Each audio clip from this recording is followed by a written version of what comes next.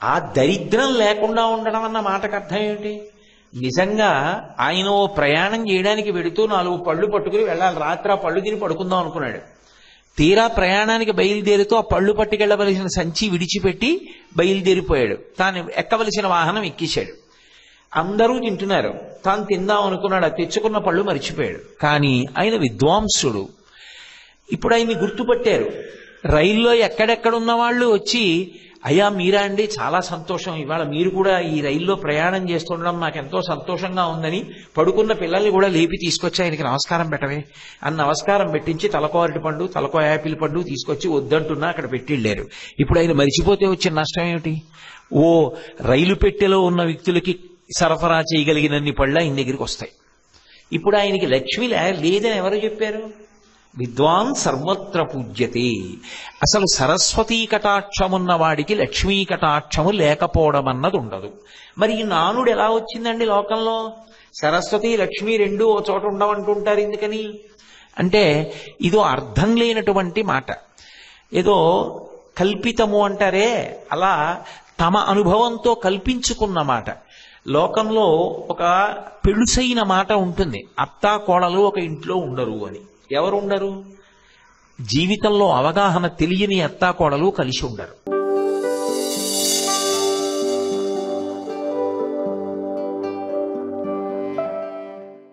పునరావృత్తి రహిత శాశ్వత శివ సాయుధ్య స్థితిని పొందగలిగినటువంటి ప్రాణి మనుష్యుడొక్కడే. అందుచేతనే మనుష్య జన్మ దుర్లభం. అది అంత తేలికగా సంభవమయ్యేది కాదు. కానీ అటువంటి మనుష్య జన్మలోకి వచ్చి కూడా ఆ మనుష్య జన్మ యొక్క విలువ తెలియనప్పుడు, అసలు ఈ శరీరం ఇంత గొప్పది అని తెలియలేదనుకోండి, తెలియకపోతే దాని వలన ఉపయోగం ఏముంటుంది? ఏముండదు. ఇప్పుడు సాలగ్రామం ఎక్కడుంటుంది? గులకరాళ్లలోనే ఉంటుంది. సాలగ్రామాన్ని పట్టుకెళ్ళి ఒక అయోగ్యుడికి ఇస్తే ఆ అయోగ్యుడు దాన్ని కూడా ఒక గులకరాయి అని పట్టుకెళ్ళి పెరట్లో ఉన్న రాళ్లలో పడేశాడు అనుకోండి, ఏమిటి ఉపయోగం అతనికి సాలగ్రామం?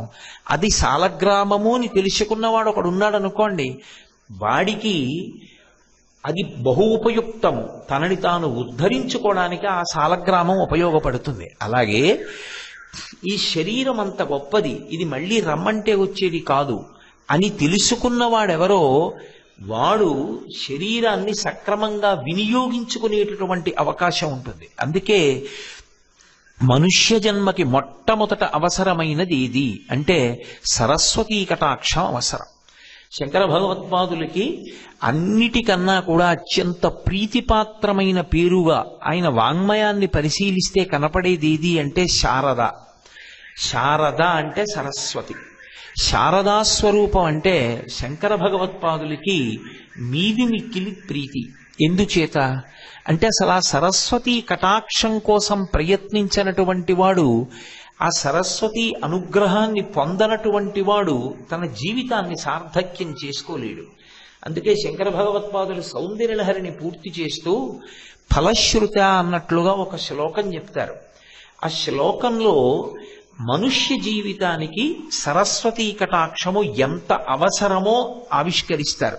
సరస్వత్యా లక్ష్మ్యా విధిహరి సపత్నో విహరతే రతేః పాతివ్రత్యం శిథిలయతి రమ్యేన వపుషా చిరంజీవన్నేవ క్షపిత పశుపాశవ్యతికరః పరానందాభిఖ్యం రసయతి రసం తద్భజనవాన్ అంటారు. తద్భజనవాన్, అమ్మా ఎవరు నీ పాదములను పట్టి సేవిస్తున్నారో అటువంటి వారికి మొట్టమొదట వచ్చేది ఏది అంటే శంకర భగవత్పాదుల యొక్క దృష్టి సాక్షాత్ కైలాస శంకరుడు కాలడి శంకరుడిగా వచ్చారు. అటువంటి శంకరులు, అటువంటి జగద్గురువులు మనుష్య కోటికి మొదట కావలసినది ఇది అన్నప్పుడు ఏది చెప్పారంటే సరస్వత్యా, సరస్వతీ కటాక్షం కావాలి. సరస్వతీ కటాక్షం తర్వాత లక్ష్మీ కటాక్షం. అందుకే లలితాపరాభట్టారికా స్వరూపం ఉంటుంది. అమ్మలగన్నయమ్మ ముగురమ్మల మూలపుటమ్మ చాలా పెద్దమ్మ సురారులమ్మ కడుపారడి బుచ్చినయమ్మ తన్నులోనమ్మిన వెల్పుటమ్మల మనంబున గుండెడియమ్మ దుర్గమాయమ్మ కృపాబ్ధినిచ్యుత మహత్వ కవిత్వ పటుత్వ సంపదల్లంటారు పోతన గారు. అటువంటి తల్లిని సరస్వతి లక్ష్మి ఇరువైపులా ఉండి సేవిస్తూ ఉంటారు. ఎవరు ఎటువైపు నించుంటారు అన్నదానికి సచామర రమావాణి సవ్య దక్షిణ సేవిత అన్నారు వ్యాసుల వారు. సచామర రమావాణి, కుడి చేతి వైపు సరస్వతీదేవి ఉంటుంది, ఎడం చేతి వైపు లక్ష్మీదేవి ఉంటుంది. ఒక వ్యక్తి కుడి చేతి వైపు ఒకరిని, ఎడం చేతి వైపు ఒకరిని కూర్చోపెట్టుకుంటే ఆయనకి ఎవరు ప్రధానులు అని అడిగారనుకోండి, అప్పుడు ఇక వేరే జవాబు చెప్పక్కర్లేదు. ఆయన కుడి చేతి వైపు ఎవరున్నారో వారు ఆయనకి ప్రధానులు అని గుర్తు. అంత ప్రాధాన్యత లేనిది రెండవ వైపు ఉన్నది అని గుర్తు. ఇప్పుడు అమ్మవారికి కుడివైపు ఎవరున్నారు? సచామర రమావాణి సవ్య దక్షిణ సేవిత.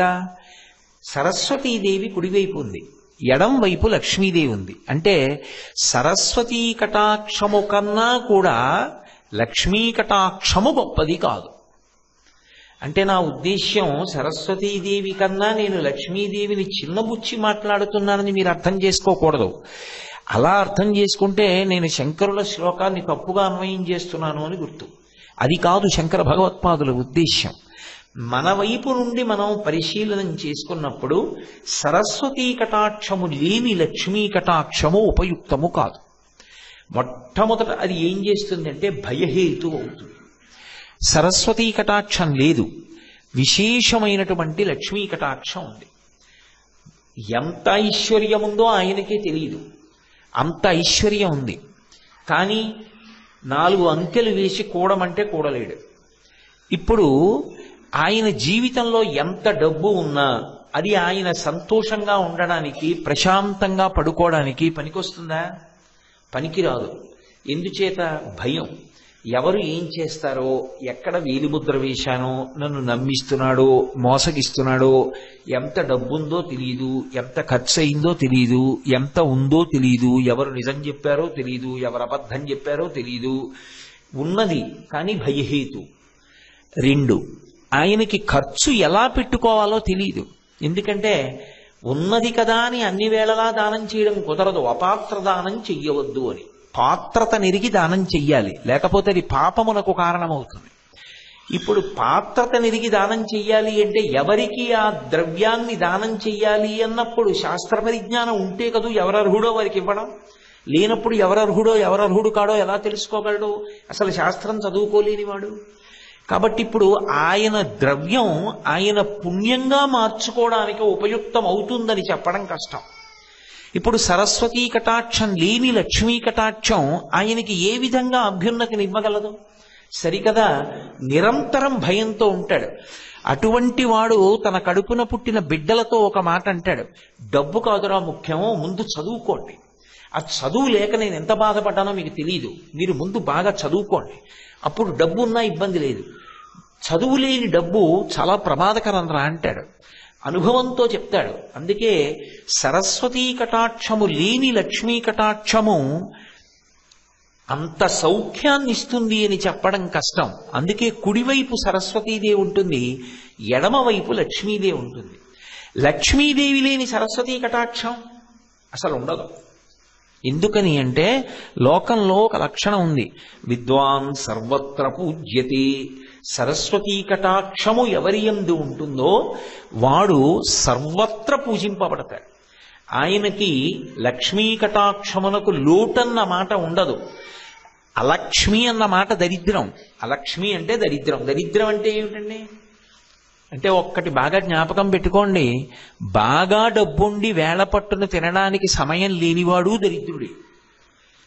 తినడానికి కావలసినంత ఆకలి ఉండి తినడానికి పదార్థం లేనివాడు దరిద్రుడే. ఇద్దరూ దరిద్రులే శాస్త్రంలో. ఎందుకని అంటే ఆయనకి తినడానికి బోలెడన్ని ఉన్నాయి, తినడానికి సమయమే లేదు. ఇప్పుడు ఆయనకి దరిద్రం కాకపోతే ఏమిటది? ఒక ఆయనకి తినడానికి అరిగించుకోవడానికి శక్తి ఉంది, ఆకలి ఉంది, తిందామంటే పదార్థం లేదు. ఆయనకి ఆకలి మంటే, ఈయనకి ఆకలి మంటే, ఇద్దరూ బాధే పడుతున్నారు. అప్పుడు ఇద్దరిది దరిద్రమే. ఒకడిని బంగారు గొలుసులతో కట్టారు, ఒకడిని ఇనప గొలుసులతో కట్టారు. ఇద్దరిని కట్టారా లేదా? నన్ను బంగారు గొలుసులతో కట్టేశారని నన్ను సంతోషపడిపోతే ఏమిటి ఉపయోగం దానికి? అలా ఆ దరిద్రం లేకుండా ఉండడం అన్న మాటకు అర్థం ఏమిటి? నిజంగా ఆయన ఓ ప్రయాణం చేయడానికి వెడుతూ 4 పళ్ళు పట్టుకుని వెళ్ళాలి. రాత్రి ఆ పళ్ళు తిని పడుకుందాం అనుకున్నాడు. తీరా ప్రయాణానికి బయలుదేరుతూ ఆ పళ్ళు పట్టుకెళ్లవలసిన సంచి విడిచిపెట్టి బయలుదేరిపోయాడు. తాను ఎక్కవలసిన వాహనం ఎక్కేశాడు. అందరూ తింటున్నారు. తాను తిందాం అనుకున్నాడు. తెచ్చుకున్న పళ్ళు మరిచిపోయాడు. కానీ ఆయన విద్వాంసుడు. ఇప్పుడు ఆయన్ని గుర్తుపట్టారు. రైల్లో ఎక్కడెక్కడున్న వాళ్ళు వచ్చి, అయ్యా మీరా అండి, చాలా సంతోషం, ఇవాళ మీరు కూడా ఈ రైల్లో ప్రయాణం చేస్తుండడం నాకు ఎంతో సంతోషంగా ఉందని పడుకున్న పిల్లల్ని కూడా లేపి తీసుకొచ్చి ఆయనకి నమస్కారం పెట్టవే అని నమస్కారం పెట్టించి తలకో అరటి పండు తలకో యాపిల్ పండు తీసుకొచ్చి వద్దంటున్నా అక్కడ పెట్టిళ్ళారు. ఇప్పుడు ఆయన మరిచిపోతే వచ్చిన నష్టం ఏమిటి? ఓ రైలు పెట్టెలో ఉన్న వ్యక్తులకి సరఫరా చేయగలిగినన్ని పళ్ళు ఆయన దగ్గరికి వస్తాయి. ఇప్పుడు ఆయనకి లక్ష్మి లేదని ఎవరు చెప్పారు? విద్వాన్ సర్వత్ర పూజ్యతే.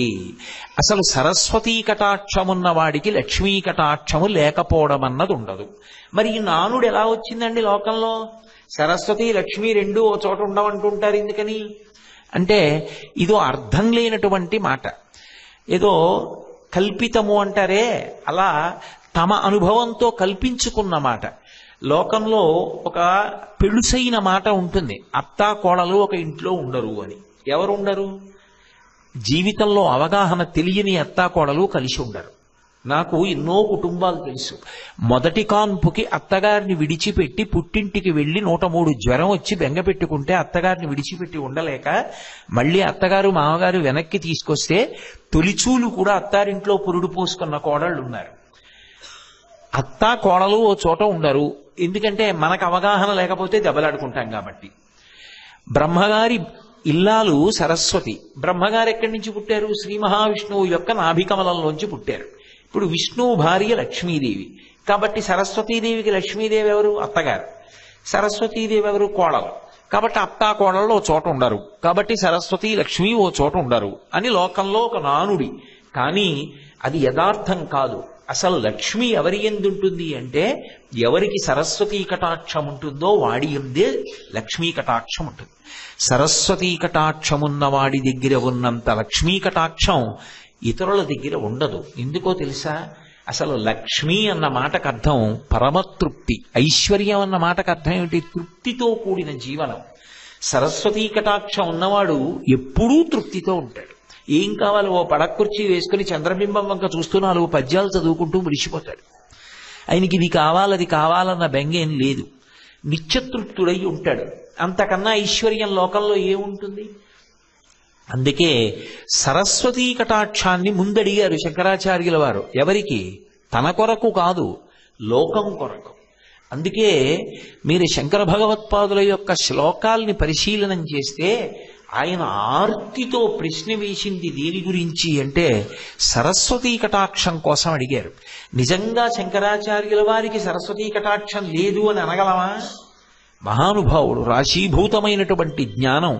అటువంటి శంకరాచార్యుల వారికి సరస్వతీ కటాక్షం కోసమని అడగవలసిన అవసరం ఏముంది అసలు? ఆయన కోసం కాదు. అయ్యో నేను ఇటువంటి శ్లోకాన్ని రచన చేసి ఇవ్వకపోతే కనీసం ఇలా అడగాలని రేపొద్దున్న ఎవ్వరికీ తెలియకుండా పోతుంది. ఇలా చదువుకోవాలి, ఇలా అడగాలి అమ్మవారిని అని తెలియడం కోసమని ఆయన శ్లోకం చేసి మనకిచ్చారు. నేను నేను అని శంకరాచార్యుల వారు అన్నారు. ఇప్పుడు ఆ శ్లోకం నేను చదువుకుంటే నేనంటే నాకు అన్వయం అవుతుంది. శంకరులు కొత్తగా పొందవలసింది లేదు. కానీ నేను సరస్వతీదేవి దగ్గర నిలబడి ఆ శ్లోకం చదివాననుకోండి, ఇప్పుడు సరస్వతీదేవి ఎవరిని అనుగ్రహించాలి? నన్ను అనుగ్రహించాలి. అందుకే శంకర భగవత్పాదుల యొక్క జీవితంలో వారు పరమ ఆర్తితో సౌందర్యలహరిలో అడిగిన శ్లోకం సరస్వతీదేవిని ఉద్దేశించే చేశారు. కదాకాళీ మాత కదయ కలితాలకరసం పిబేయం విద్యార్థి తవ చరణ నిర్నీజన జలం ప్రకృత్యా మూకానామపి చ కవితా కారణతయా కథా దత్తే వాణీ ముఖ కమలతాంబూల రసతాం అన్నారు. అసలు ఆ శ్లోకం ప్రారంభం చేస్తూనే కథాకాళీ మాత అంటూ మొదలుపెట్టారు. మా నేను ఎప్పుడు అని మొదలుపెట్టారు. అంటే ఆర్తి. ఆర్తిని ఆవిష్కరించారు. కథా కాళీమాత కథయ కలితాలక్తకరసం పిబీయం విద్యార్థి తవ చరణ నిర్నీజన జలం. అమ్మా, నేను విద్యార్థిని, విద్యని అపేక్షిస్తున్నవాణ్ణి. నాకు ఆ విద్య కలగడానికి నీ పాదములను కడిగినటువంటి నీళ్లు నేను ఎప్పుడు తాగుతానమ్మా అని అడిగారు. అమ్మవారి చరణోదకాన్ని పుచ్చుకోవడము అంటే అది ఎటువంటిది అంటే, సరస్వతీదేవి తాంబూల చర్వణం చేస్తున్నప్పుడు ఆవిడ నోటిలోంచి వచ్చినటువంటి లాలాజన రసము ఎంత ఎర్రగా ఉంటుందో, అమ్మవారి పాదములు కడిగినప్పుడు ఆ పాదములకు అలంకారము చేయబడిన లత్తుక కరిగినటువంటి నీరు అంత ఎర్రగా ఉంటుంది. పిబేయం విద్యార్థి తవ చరణ నిర్నీజన జలం ప్రకృత్యా మూకానామపి చ కవితా కారణతయా. అమ్మా, ఎవరు ఆ నీళ్లు తాగారో వాళ్ళు జన్మతః మూగవారైనప్పటికీ కూడా వారికి విశేషమైన కవిత్వం వచ్చిందమ్మా. అపిచ కవితా కారణతయా కథాదత్తే వాణీ ముఖ కమల తాంబూల రసతాం. సరస్వతీదేవి తాంబూల చర్వణం చేసినప్పుడు నోటిలో ఉన్నటువంటి ఎర్రని లాలాజనం ఎలా ఉంటుందో అంత ఎర్రబడినటువంటి నీ పాదములు కడగగా వచ్చిన నీరు నేను ఇప్పుడు తాగుతాను అని ప్రశ్న వేశారు. శంకర భగవత్పాదులంతటి వారంత ప్రశ్న వేశారు అంటే సరస్వతీ కటాక్షం కోసం అసలు మనుష్య జన్మలో ప్రయత్నం చేసి తీరాలి. ఆ సరస్వతీ కటాక్షం లేదనుకోండి, వాడు రెండు కాళ్లతో ఉన్నవాడైనప్పటికీ కూడా పశువునే పిలవబడతాడు. అందుకే విద్యానామ నరస్య రూపమధికం ప్రచ్ఛన్న గుప్తం ధనం విద్యాభోగకరీ యశస్సుభకరీ విద్యా గురూణాం గురు విద్యాబంధుజనో విదేశగమనే విద్యాపరాదేవత విద్యారాజసు పూజ్యతే నహిహనం విద్యావిహీన పశు.